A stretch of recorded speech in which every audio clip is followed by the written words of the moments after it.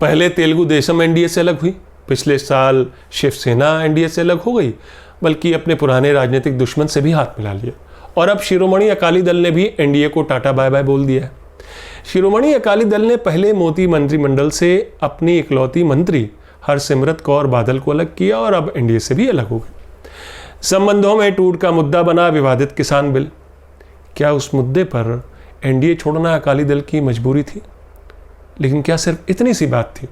तफसील से बात करूंगा, लेकिन इससे भी बड़ा सवाल यह खड़ा होता है कि ऐसा क्यों है कि मोदी की बीजेपी की अगुवाई वाले एनडीए के जहाज से बीजेपी के पुराने साथी छोड़ कर जा रहे हैं एक एक करके।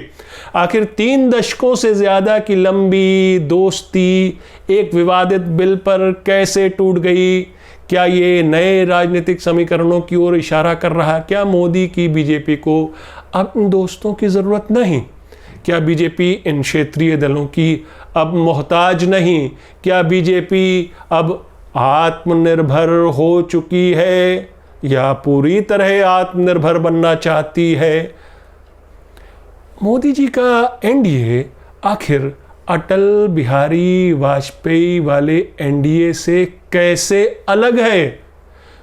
गुजरात दंगों के बाद प्रधानमंत्री वाजपेयी ने अपने युवा नेता को, मुख्यमंत्री को राजधर्म का पाठ पढ़ाया था। वाजपेयी ने तो गठबंधन सरकार चलाने का भी धर्म निभाया था, लेकिन ये दोनों ही चैप्टर मोदी जी के सिलेबस से हमेशा नदारद रहे।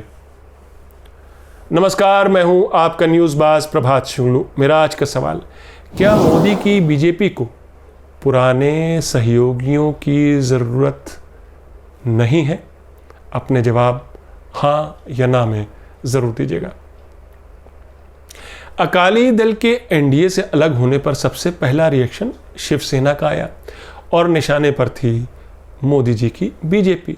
शिवसेना के सांसद और प्रवक्ता संजय राउत ने कहा, शिवसेना और अकाली दल तो एनडीए के स्तंभ थे, इनके बिना एनडीए की कल्पना भी नहीं की जा सकती।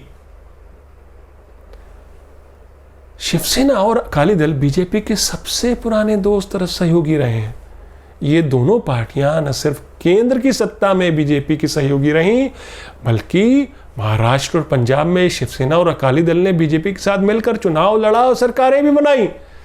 आज आलम यह है कि ये दोनों ही पार्टियां एनडीए का हिस्सा नहीं, और एक पार्टी तो धुर विरोधी कांग्रेस के साथ इस समय सरकार में है, बल्कि सरकार की अगुवाई कर रही।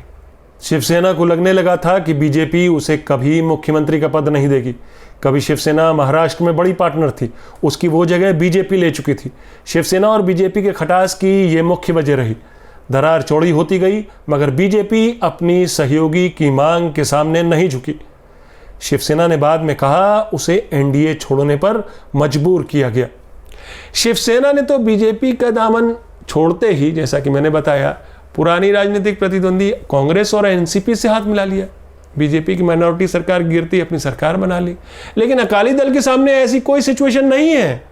पंजाब में कैप्टन अमरेंद्र सिंह के नेतृत्व वाली कांग्रेस की स्थिर सरकार है। यानी शिवसेना से अलग केवल सत्ता पाने की होड़ ने अकाली दल को बीजेपी से दूर नहीं किया है। आज की अगर मौजूदा स्थिति का आकलन करें तो कारण कुछ और ही थे, शायद अकाली दल की अपनी गिरती साख। क्योंकि ये याद रखिए, जब मोदी सरकार किसान बिल वाले मसले पर पहले तो ऑर्डिनेंस लाती है जून में, तब भी अकाली दल इसका विरोध नहीं करती। जब सदन में मोदी सरकार बिल पेश करती है, तब भी अकाली दल साथ था, जबकि इससे पहले किसान आंदोलन कर चुके थे, सड़क पर उतर चुके थे, विरोध कर चुके थे। और फिर अचानक बहस के दौरान अकाली मंत्री हरसिमरत कौर का इस्तीफा होता है और अब एनडीए से ही अलग होने का फैसला। यानी कहीं ना कहीं अकाली दल को किसानों का वोट पूरी तरह से खोने का खतरा तो था ही। वो पुख्ता वोट बैंक जिसने अकाली दल को सत्ता पर बैठाया, अकाली दल को कहीं लगने लगा था कि वो ज़मीन से कटती जा रही, इसलिए वापस उन्हीं ज़मीनी मुद्दों से राब्ता करना होगा, ये उसको लगने लगा था। क्योंकि उसके अस्तित्व के खतरे में पड़ने की बात आ गई थी कि अकाली दल खुद को रीडिस्कवर कर पाएगी? इसका जवाब तो उसे 2 साल बाद ही मिलेगा, जब 2022 में विधानसभा चुनाव होंगे और उसके नतीजे आएंगे। लेकिन दूसरी तरफ हुआ ये कि मोदी सरकार इन बिलों को वापस लेने की कतई फेवर में नहीं थी। वो तो विपक्ष के किसी भी सुझाव को मानने के लिए भी तैयार नहीं थी। ये सुझाव भी नहीं कि बिल में एमएसपी की गारंटी का प्रावधान होना चाहिए और उसके उल्लंघन के लिए सजा भी तय हो। लेकिन मोदी सरकार के वो बिल अब राष्ट्रपति की मुहर के बाद कानून बन चुके हैं। वो बिल जो सदन में हंगामे के बीच विपक्ष की मांग के बावजूद बिना वोट के, बिना डिवीजन के पास करा लिए गए।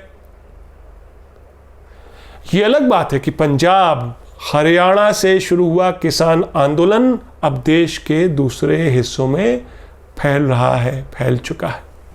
दिल्ली, कर्नाटक और महाराष्ट्र और तमिलनाडु में भी किसान नए फार्म कानून के विरोध में आंदोलन पर उतर आए हैं। यानी कुल मिलाकर ये कि एनडीए से अलग होना अकाली दल की अपनी राजनीतिक मजबूरी भी थी। प्रचंड बहुमत से बीजेपी को जिताने वाले प्रधानमंत्री मोदी को भी अब लगने लगा है कि ना तो उनको विपक्ष चाहिए, वो तो पहले से ही वो कहते आए हैं और इस ओर काम भी करते आए हैं कि ना तो उनको विपक्ष चाहिए और ना ही सहयोगी दल। जो कोई साथ है तो ठीक, और साथ रहने का मन नहीं तो भी ठीक। मोदी जी को लगता है कि उन्होंने देश और बीजेपी दोनों को आत्मनिर्भर बना दिया है। केंद्र ही नहीं, राज्यों में भी अब उन्हें किसी के सहारे की जरूरत नहीं, किसी सहयोगी पार्टी की जरूरत नहीं है। मगर अच्छे दिनों में अकाली दल और बीजेपी दोनों ने पंजाब और केंद्र की सत्ता शेयर की। पिछले 23 सालों में बीजेपी और अकाली दल पंजाब में 15 साल सरकार में रहे। अगर अकाली दल की पकड़ गांव के जट सिखों में मानी जाती है, वहां वो है उसका मेन वोट बैंक, तो बीजेपी पंजाब के शहरी वोटर में, अर्बन वोटर्स में लोकप्रिय है। और इस तरह अच्छे दिनों में दोनों सहयोगी कांग्रेस के वर्चस्व को चुनौती देते रहे हैं। लेकिन पिछले सालों में तस्वीर बदली है। आलम यह है कि पिछले साल के लोकसभा चुनाव में अकाली दल ने 10 सीटें लड़ी, मगर 2 ही सीटें जीत पाई, वो भी भटिंडा और फिरोजपुर सीट, जो खुद सुखबीर सिंह बादल और उनकी पत्नी हरसिमरत कौर बादल ने जीती।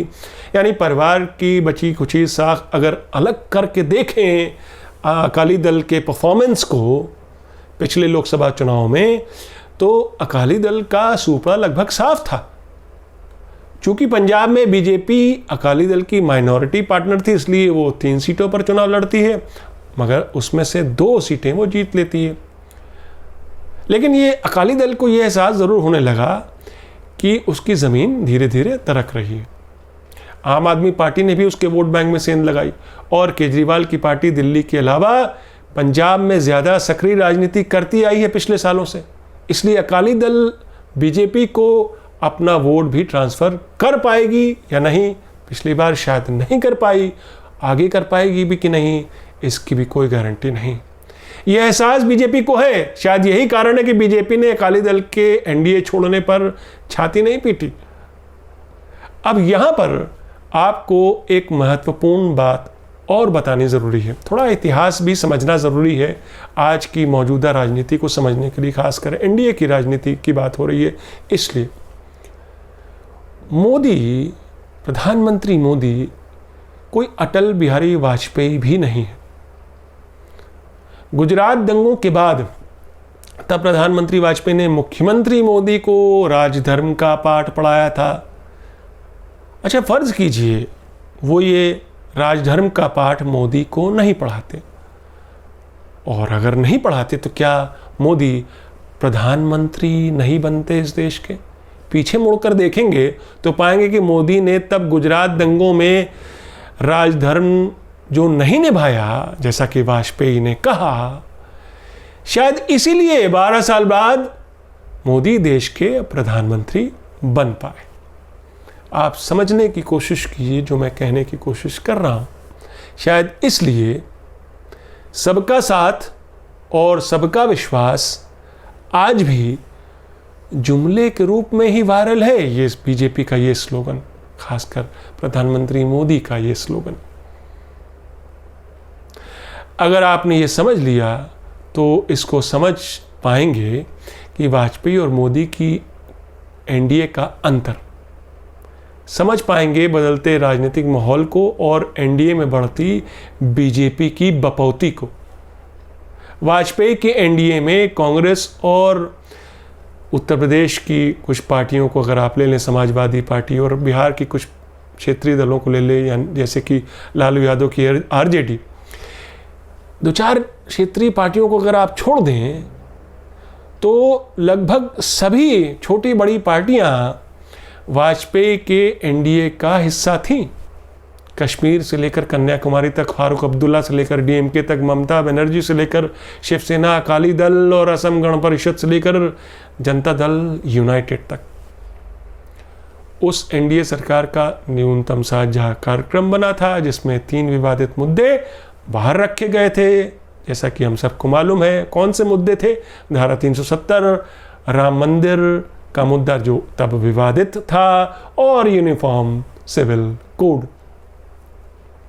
मोदी की बीजेपी और एनडीए के 2.0 आते आते राम मंदिर का विवाद सुप्रीम कोर्ट सुलझा चुका है। अयोध्या में विशाल राम मंदिर निर्माण की तैयारी शुरू हो चुकी है। धारा 370 को हटे 1 साल गुजर चुका है।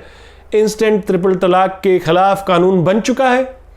यूनिफॉर्म सिविल कोड की वृहद बहस में न पड़कर टुकड़े टुकड़े में ही सही बीजेपी उस ओर अपना कदम मजबूती से बढ़ा चुकी है। जिस प्रकार का प्रचंड बहुमत बीजेपी के पास है, अपने दम पर 300 से अधिक सीटें हैं लोकसभा में, उससे साफ है कि बीजेपी अपने उस शिखर पर है जिसकी कल्पना शायद उसने भी नहीं की थी। उस शिखर पर है जिस पर कभी कांग्रेस थी आज से 3 दशकों पहले। बीजेपी की एक और पुरानी सहयोगी जनता दल यूनाइटेड आज भी एनडीए में है, लेकिन ये बात भी किसी से छुपी नहीं है कि मोदी जी की तरह जेडीयू के सुप्रीमो नीतीश कुमार अपनी ही राजनीतिक व्यायामशाला के उस्ताद हैं। ये पहले बीजेपी का हाथ झटक कर उसे चारों खाने चित्त कर चुके हैं। अपने पुराने राजनीतिक दुश्मन लालू यादव से भी हाथ मिला चुके हैं, उनके साथ सरकार बना चुके हैं। वापस एनडीए खेमे में तो नीतीश कुमार अब आ चुके हैं, मगर वो कब पैतरा बदल दें इसकी गारंटी वो खुद भी नहीं ले सकते। बिहार चुनाव के नतीजे अब ये तय करेंगे कि बीजेपी का एक और पुराना दोस्त कब तक और किन शर्तों के साथ उसके साथ एनडीए में रहेगा। ये बिहार चुनाव के नतीजे तय करेंगे। तो मेरा आज का सवाल मैं फिर दोहराता हूं, क्या मोदी की बीजेपी को पुराने सहयोगियों की ज़रूरत नहीं है? अपने जवाब हाँ या ना में ज़रूर दीजिएगा। तो ये थी आज की न्यूज़बाजी। फिर मिलेंगे एक नई न्यूज़बाजी के साथ। तब तक के लिए नमस्कार।